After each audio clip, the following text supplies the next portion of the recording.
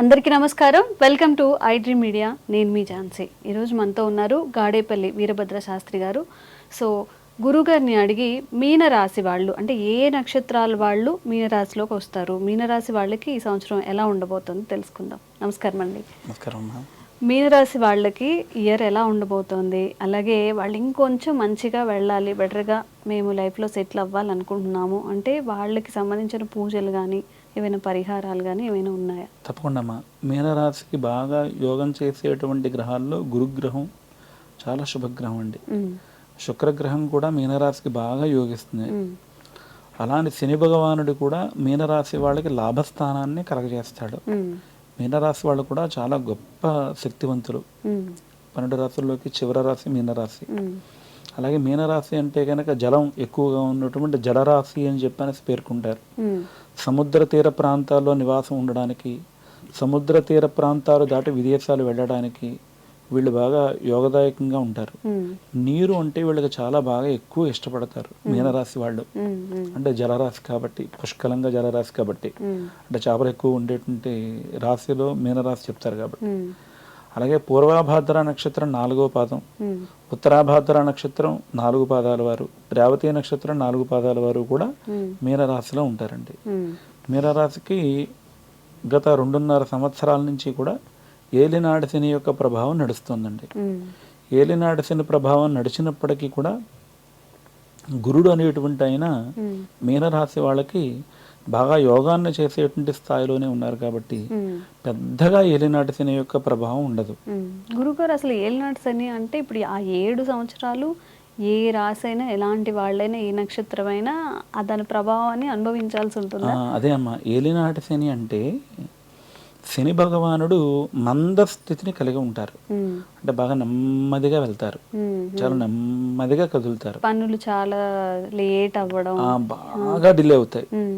అయితే 7.5 సంవత్సరాలలోనూ మొట్టమొదట ఆయన ప్రవేశించారు అంటే కనుక అది వ్యయస్థానము అంటారు.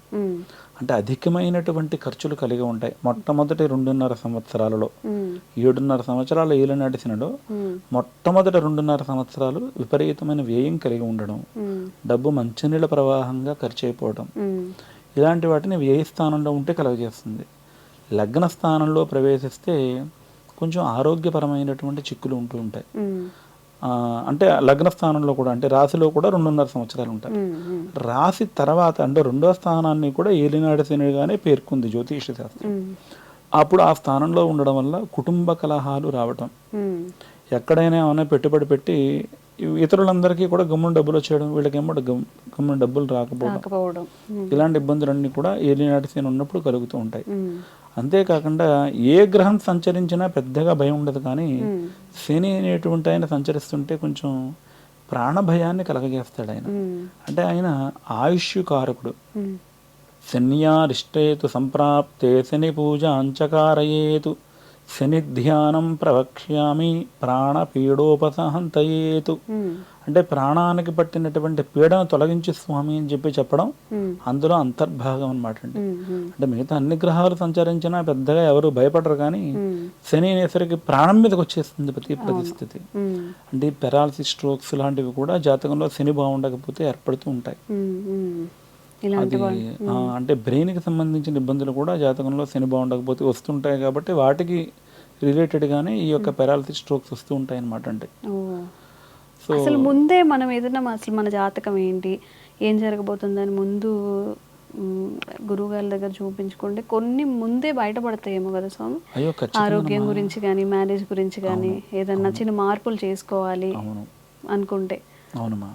ఇప్పుడు ఈ మీనరాశి వాళ్ళకి ఏదైనా పూజలు కానీ, పరిహారాలు కానీ ఏమైనా ఉన్నాయి? మీనరాశి వాళ్ళకి ఇప్పుడు ఏంటంటే లగ్నంలోనే, అంటే మీనరాశిలోనే శని సంచరిస్తున్నారు కాబట్టి ఏంటంటే బాగా వాళ్ళకి బద్ధకంగా కలిగి ఉండడం, గమ్ముని ఏమన్నా ఇదివరకు బాగా వేరే స్పీడ్గా రియాక్ట్ అయ్యే వ్యక్తి కూడా ఫోన్ చేస్తుంటే ఫోన్ ఎత్తకపోవడం, మాట్లాడదాం అనుకుంటే కనుక వాళ్ళకి మాట్లాడాలనేటువంటి శ్రద్ధ, ఇంట్రెస్ట్ లేకపోవడం, ఎక్కడైనా డబ్బులు పెట్టుబడి పెడితే గమ్మున డబ్బులు రాకపోవటం, ఇలాంటి వాటిని అన్నింటినీ కూడా లగ్న శని అనేటువంటి ఆయన కలిగించేటువంటి అవకాశం ఉంది.